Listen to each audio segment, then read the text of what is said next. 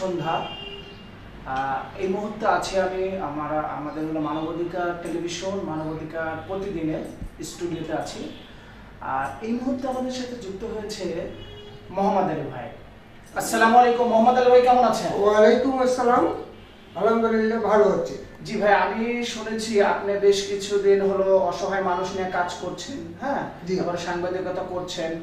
এই যে আপনি যে অসহায় মানুষ নিয়ে যে কাজ করেন, বিভিন্ন দেখেছি আমরা, বিভিন্ন ছাত্র জনতা যে হলো বিডির মিছিল ছিল, ওই সময় আপনি হেল্প করছেন, বিভিন্ন আর্থিক সহযোগিতা করেছেন।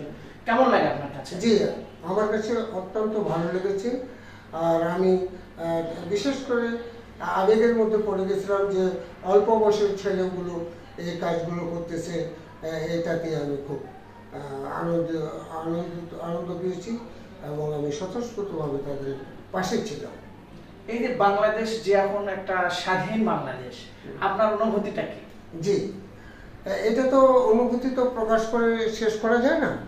তবু যতটুকু ধারণা, আমি হচ্ছে দীর্ঘ 52 বছর থেকে যে অসুবিধাগুলোর মধ্যে আমরা পড়েছিলাম, যে সমস্যাগুলোর মধ্যে পড়েছিলাম, 52 বছরের জঞ্জালগুলো 16-17 দিনের মধ্যে এই কোমলমতি শিশুগুলো, ছাত্র জনতার সমন্বয়ে যে আন্দোলনের মাধ্যমে একজন স্বৈরাচারী শাসককে দেশ থেকে বিতাড়িত করেছে বা পদত্যাগ করেছে, এটা এটা এটা আমি ভাবলেও আমার কাছে খুব অন্যরকম একটা ফিলিংস আসে। এটা আমি ভাষায় প্রকাশ করা খুব কঠিন মনে করতেছি। আচ্ছা, আপনার এলাকাটা তো পঞ্চগড় না? জি জি। এই পঞ্চগড়ের অবস্থানটা কেমন এখন? জি, আমরা দীর্ঘ 52-53 বছরের যে সমস্যাগুলোর মধ্যে ছিলাম, তো এখন পঞ্চগড় বা সব বাংলাদেশে, ঢাকা, বিভিন্ন জায়গায় সমগ্র বাংলাদেশের যে অবস্থানটা, মানুষ এখন আশা করে আছে যে আমরা প্রকৃত সুফলটা আরও কত সুন্দর তাড়াতাড়ি হাতের কাছে পাবো। এই জন্য মানুষ কিন্তু আশার বুক বেঁধে রেখেছে। মোহাম্মদ আলী ভাই, আমরা জানতে পেরেছি আপনি তো অসহায় মানুষ নিয়ে কাজ করেন, আবার এর পাশাপাশি যে আমাদের যে বন্যার যে বিষয়টা, আপনার কুমিল্লা, ফেনী, নোয়াখালী, এগুলি নিয়েও আপনি কাজ করছেন, আপনার টিম কাজ করছে। কেমন লাগে আপনার? জি, আমার টিম কাজ করছে। আর এখানে তো আপনার ভিডিও আপলোড করে দেওয়া যায় না, বা মানে কেমন লাগে, তারা তো আর মানে বন্যার জন্য বা কৃত্রিমভাবে তারা এই অসুবিধার মধ্যে করছে। তো আমরা চাই না ভিডিওতে আমাদের এই কার্যক্রমগুলো প্রকাশ হোক। আমি সরাসরি ঢাকায় এসেছি, আমার কুমিল্লা টিম গেছে, আমার বিভিন্ন জায়গায় যেখানে আমাদের আক্রান্ত আছে, আমার সঙ্গে অনেক লোক আছে।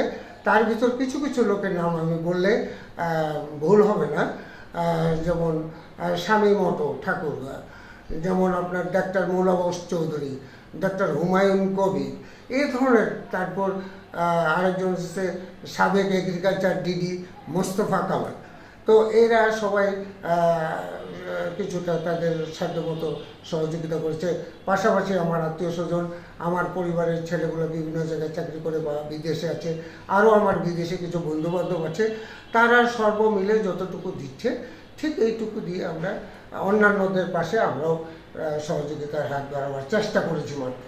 আর আপনি যেটা বলছেন যে অনেকে ভিডিও করছে, ভিডিও করার কারণটা হলো কিছু কিছু জায়গায় হলো মানুষ জানতে পারছে না, কিছু কিছু মানুষ খেতে পাচ্ছে না, এই জন্য ভিডিওটা করা। ভিডিও করবে মানে আসলে যারা অসহায় অবস্থায় পড়ে আছে, তারা তো একেবারে ভিক্ষুক না, তারা একটা কৃত্রিম সমস্যার তৈরির মধ্যে পড়ে গেছে। সেহেতু এইটাই মনে করি আমি, আর অন্য কিছু মনে করি না। আর গানটা সাধারণত ইয়ে করা উচিত। আপনার কয়টা টিম কাজ করছে? আমার 3টা টিম গেছে। আমি হয়তো অল্প সময়ের মধ্যে, কাল পরশুর মধ্যে আমি আবার কুমিল্লা, নোয়াখালী, যেখানে যেখানে আক্রান্ত হয়েছে আমি তদারকি করব। আর আমি একটু কিছুটা অসুস্থতার জন্য আমি সরাসরি ফেস করি নাই, আমার টিমগুলো কাজ করতেছে।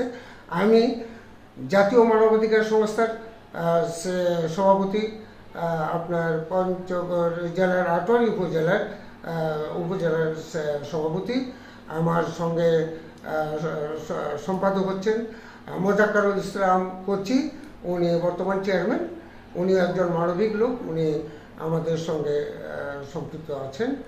আর আলহাজ মোহাম্মদ আলী, অবসরপ্রাপ্ত প্রধান শিক্ষক বায়োলজি, ওনার বাসা হলো হাটোয়ারি।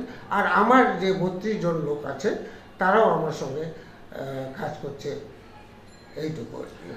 সুপ্রিয় দর্শক, আমরা জানতে পেরেছি মোহাম্মদ আলী ভাই আমাদের একজন সাংবাদিক, মানবাধিকার প্রতিদিনে আছে, জাতীয় পত্রিকাতে আছে, ওনার বাসা হলো পঞ্চগড়ে আছে। ভাইয়ের কাছে একটা জিনিস আমি জানতে চাইবো যে এই যে আপনি যে সাংবাদিকতা করেন, এই সাংবাদিকতা কেমন লাগে আপনার কাছে? জি, আমার সাংবাদিকতার বয়স হয়েছে অনেক দিন। আমি কিছু কিছু সংবাদকর্মী বা সাংবাদিকরা যেসব কাজগুলো করছে আমি এগুলো খালি অবলোকন করেছি, দেখেছি, অনুভব করেছি।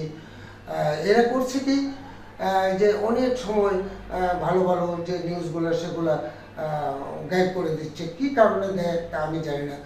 আর আমি এমন একটা পর্যায়ে, যেহেতু আমি 2 বারের স্বতন্ত্র নির্বাচন করেছি পঞ্চগড়ে, নির্বাচন করেছি আমি, 96-তে একবার নির্বাচন করেছি টেলিভিশন মার্কা, আর 2001-এ আমি করেছি কুলা মার্কা নিয়ে।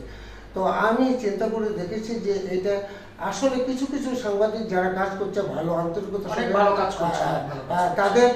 তাদের দেখে আমি অনুপ্রাণিত হয়েছে বলে। কিন্তু পাশাপাশি এখন আমার যেহেতু বয়স প্রায় শেষ, আমি উমরা করে আসছি, এখন আমি যতদিন বেঁচে থাকবো, সে যে কোনো দলের যে কোনো অবস্থানের লোক হোক না কেন, যদি বস্তুনিষ্ঠ সংবাদ হয় আমি এটা প্রচার করতে বিন্দুমাত্র মানে আর কিছু হব না।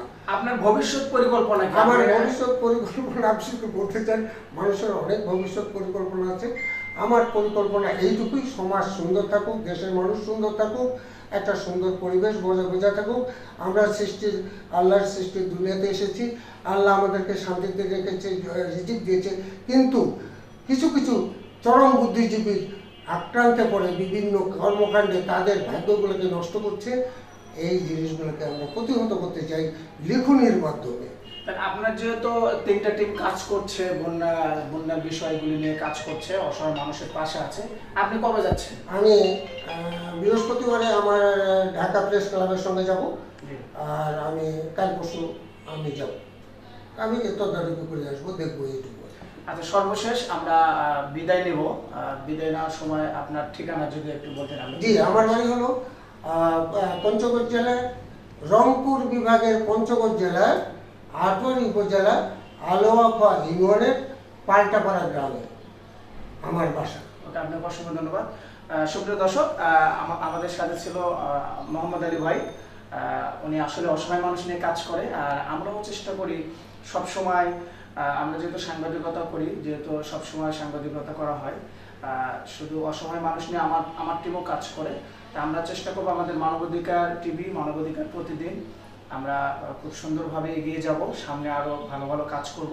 আমাদের কয়েকটা টিম কাজ করছে, মোহাম্মদ আলী ভাই আছে, উনিও 2-1 দিনের মধ্যে যাবে। তো সুপ্রিয় দর্শক, আমাদের এই পর্যন্ত ছিল। সবাই ভালো থাকবেন, সুস্থ থাকবেন। আল্লাহ হাফেজ। আসসালামু আলাইকুম। ওয়ালাইকুম আসসালাম।